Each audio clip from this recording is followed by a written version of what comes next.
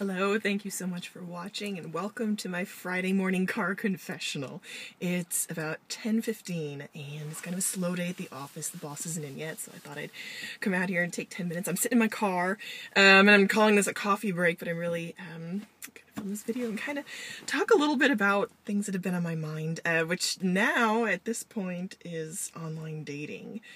So that's the topic, and had some interesting developments. So I've been on this one website for about 2 years, and just kind of on and off, and just recently got more active and have gotten a couple messages. And really, I have to shout out for the guys, because I think it's a lot harder to be a guy and dating online than to be a girl, because I think that guys kind of put themselves out there more, and I think that that's the way it should be, but it's just, I can imagine it would be really difficult.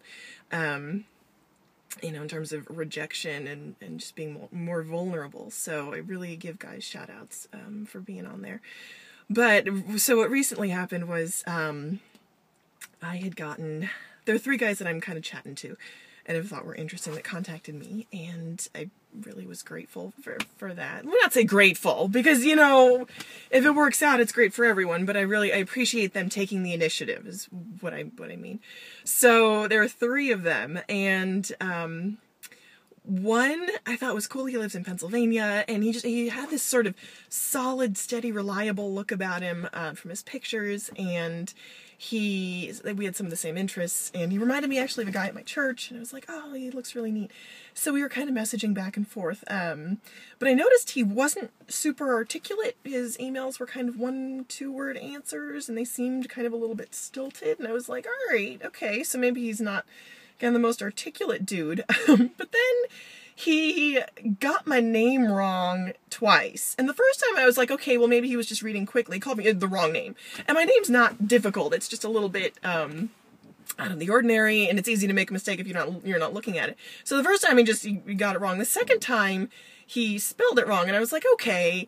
And now I'm really trying to work on being more accepting and less critical and judgmental, like I usually am, and not being that. So I'm hoping to kind of give him the benefit of the doubt, and so I sent him my phone number, and thought we might be able to talk. And this is when he got my name wrong via text, and I was like, okay.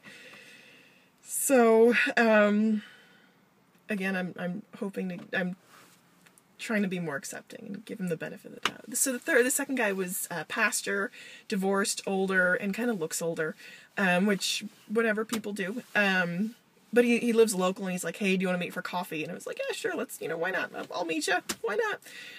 But he also, the first thing, one of the first things, he's like, I think we have a lot in common. In his first email, I think we have a lot in common. I'm like, you don't really know that. Like, you might have looked at my profile, but he didn't really mention anything. It was just like, oh, a lot in common. I'm like, okay, well, it's nice you think that. But the first thing he picked up on was my ethnicity. And I understand people are curious and they want to know, why do you look the way you do? What's your background? Well, that's the first thing they pick up on, or they make a guess. That's that kind of, like, when they're like, oh, are you this? And I'm like, okay, all right. But I figure he's local. If you want to meet me for coffee, I'll meet you for coffee. Why not? And the third dude was probably the most witty of the 3 at just first glance, or first meeting, initial contact. And he was like, oh, he just mentioned the place that I lived, and it was like, okay, that's cute. And he's also kind of in the design field. I work in the design field, but I don't do design. So, he mentioned that, and I was like, all right.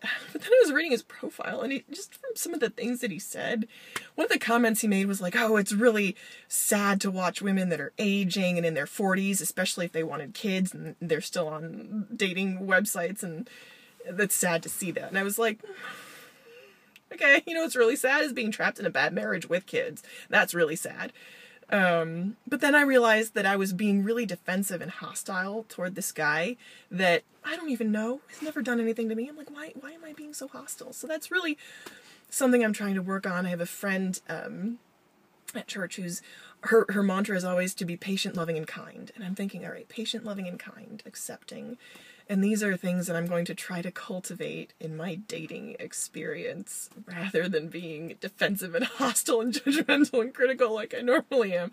I want to focus on being patient, loving, and kind. So that's been my online dating experience so far, for this sort of month that I've been back on it since the beginning of the year.